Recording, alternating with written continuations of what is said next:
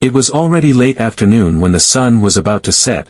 Principal Abel and his friend were seen staring at the distant horizon in front of them. His friend then asked, "Is he really sure? Is it okay if this is allowed to happen?" Hearing that, Principal Abel said this is dangerous, but this is a good opportunity for the students to grow. The flower blooms where the leaves have fallen, although he said so. But his friend still doubted, is it really necessary to push them so far, at this time? They are in the golden age of Sylvania Academy throughout history. The students of this generation are different from everything they have seen before, from the entire history of Sylvania. In 1 year, they have so many promising students that each of them can be the center of attention, like stars in the sky. Principal Abel felt that the phrase was suitable to describe this generation of Sylvania Academy students. He then said that he felt that someone was giving him a warning, that the future obstacles would be very difficult, so that only the greatest talents would have a chance to pass it. In Ed's cabin, there was a billowing smoke that seemed to be caused by someone driving very fast. The smoke is like a signpost that tells you the direction the perpetrator is heading, and on the hill nearby, there was a huge gaping hole that looked like someone had just broken through, and in the gaping hole, there was a road that looked like it had been drilled. It was certainly Lucy's doing. She really drilled a hill to get to Ed's location. Seeing that scene, Ed could only sigh helplessly. With her eyes sparkling hopefully, Lucy then asked if he had any more jerky. Hearing that, Ed did not answer and asked her back, did she think he had? Lucy was then disappointed to hear that. She then invited him to find the nearest place where they could take a nap, but Ed rejected her invitation. It was impossible. Lucy was then confused to hear that. Ed's reasoning was simple. First, the situation was chaotic. Based on the time, Janica and Lortel should have entered the underground waterway. They had to go there now and stop Janica and Lortel. If Taylor could defeat the bosses in the final phase, missing one boss should not be too disruptive to the scenario. So far, everything was going smoothly, at least that was what Ed felt. The problem was this one: if Lucy met with Professor Glast, the bad ending event would begin. Therefore, Ed then said to Lucy that she should always be close to him. Lucy was then confused to hear that. She then asked why. Ed was confused about what reason he should give her. He then suddenly remembered what Janica said when they were alone in the cabin. Janica said, the thing that helped her the most during difficult times was just having someone by her side, supporting her in silence. Ed then reasoned, she was strong,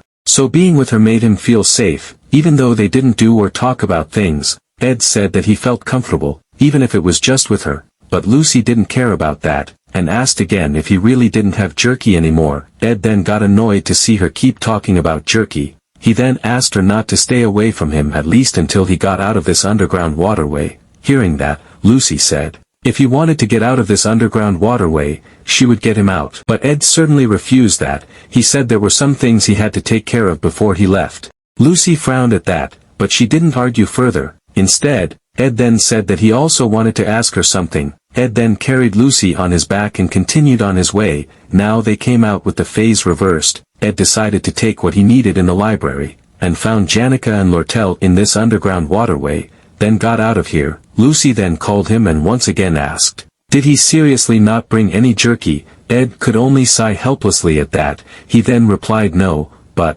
many pairs of eyes suddenly appeared on the ceiling above them. The pairs of eyes turned out to be from the horde, who then stormed towards them. Seeing that, Ed then cast ignition. It successfully burned down the bats that were charging towards them. Right after that, a notification then appeared. Elemental magic proficiency has increased. Resonance magic proficiency has increased. Seeing the scene in front of him, Ed thought, this is the real flavor of the big hunt. The EXP points from the monsters were pouring in. He silently apologized to Taylor, and asked him to wait a little longer, and Ed then continued his journey while carrying Lucy on his back.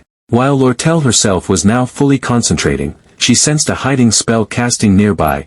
Professor Glast recognized Lortel's unique sensitivity and insight. Unlike Janica, who specialized in spirit magic sensitivity, Lortel found her way quickly. Lortel thought that now was not the time to talk much, but suddenly, Lortel realized, right now, she was really trying to save someone purely out of good intentions. Lortel looked at the wall nearby.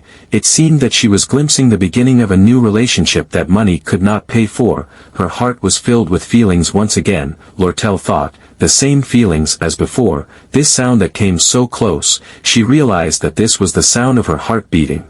but suddenly, the wall in front of her suddenly collapsed. Lortel was of course surprised to see that, but what made her more surprised was the person who came out of there. The person sighed for a moment. He then said to her, "I was kidnapped." That person was of course Ed. Ed felt that their meeting was very fitting.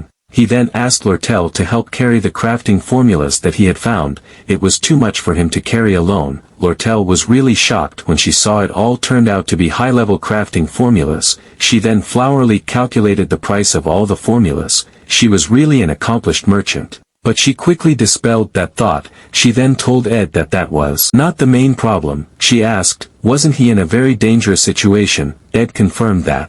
But that was it, but somehow it was resolved. Lortel was then shocked after seeing Lucy on his back. Lortel horrifiedly thought that this was dangerous, and so unfair. Janica Faylover was probably a shy person who couldn't even tease him. She was the one who had been the most proactive. On that day alone, when she was on her way home, she was so out of breath that she almost dropped her torch and set the forest on fire. She really couldn't accept it. Could Ed be that calm, acting like that with another girl right in front of her, oblivious to Lortel's mood? Ed then asked her to help him carry this formula alone. He also said, if she could, he asked to prepare the ingredients from her company. He would get it. If there was anything she wanted to sell, he asked her to let him know. Since she had helped him so much, he would buy it at a good price. Lortel realized that she could not go on like this. She had to push harder and take control to manage this situation. But when she called out to him and was about to say something, Ed suddenly looked at her very closely, and said that he was counting on her. He also said, who else could he trust if not her? Lortel certainly couldn't help it.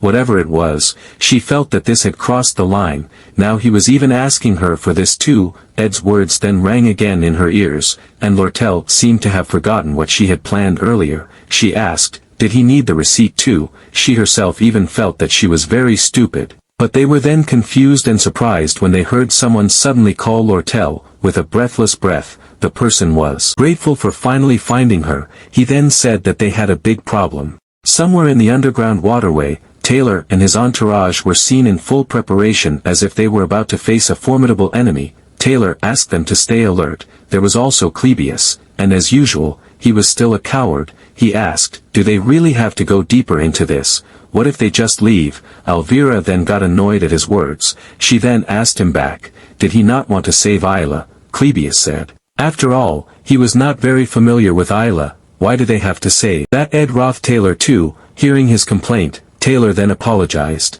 But he really wanted to save Isla, so he begged him. Hearing that, Clebius could only sigh helplessly. Seeing his sluggish look, Zix then approached him and said, as he knew, Isla was a good person, so he asked him not to back down. In the midst of their uproar, the fortune teller, the romantic Adele, suddenly pointed in a direction. She said that she felt something in front of there. Adele's predictions were often accurate. As if she was seeing future events, Adele also said that she felt that the opponents they would face would not be easy. In the direction she pointed, two pitch-black hallways were seen without them being able to see what was in them. Suddenly, the hallway that Adele pointed to suddenly appeared a large explosion. It turned out to be caused by Tarkan, who was currently carrying people in his mouth. The person then frantically said that she didn't know. She really didn't know. It wasn't part of the plan. It just happened. She then begged to forgive her just this once. The person turned out to be the assistant professor, Claire. Claire's mouth was foaming from the incredible fear she was currently facing,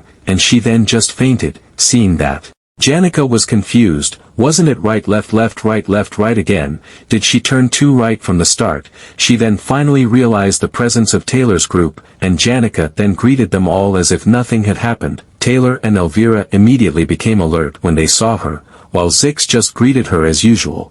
Taylor thought, this feeling could not be forgotten. The fear that had ever existed appeared in his body. Rationality was paralyzed by fear that caused misunderstanding. He felt there was no guarantee they would win, but he would give it his all. Zix could only be silent at their exaggerated attitude. Janica was also confused at that. She was confused at why they looked like that. Did she do something wrong? Did she go too far with the assistant professor Claire? But she fainted herself. Janica was really confused, while holding Taylor, who was about to come forward. Zix asked why he was acting like that. He then told him to stay calm, but Taylor didn't seem to know what he meant. he then told him to move aside. Even though the chances were small, he would save Isla, but suddenly a voice told them that it was enough. The voice turned out to be from Ed, who came out from the next hallway. They were then surprised to see it. Janica then immediately went to him. She was very worried when she saw his dull appearance. She then worriedly asked if he was okay. Is he hurt? With a very high alert attitude,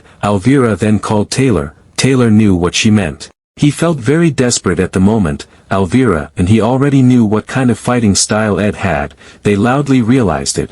Only with basic magic and a little archery skill, he managed to prevent 3 opponents alone with a huge difference, and the strength of his companions. They really look very terrible in his eyes at this time. Taylor knows Ed has improved a lot since the Awfulous Hall incident. If it was just Janica, they might be able to try to break through, but now that Ed Roth Taylor had joined, Taylor felt that the chances of winning were 0. Ed really didn't know what Taylor was thinking at the moment, and in the midst of his despair, Ed suddenly approached him and told him to go. Isla was waiting for him. He also silently asked him to catch Professor Glast, and he then just left while carrying Lucy on his back. It was time for them to do their respective obligations. Taylor would handle the scenario. As for the variables that appeared, let him take care of it. From now on, he would catch Elt.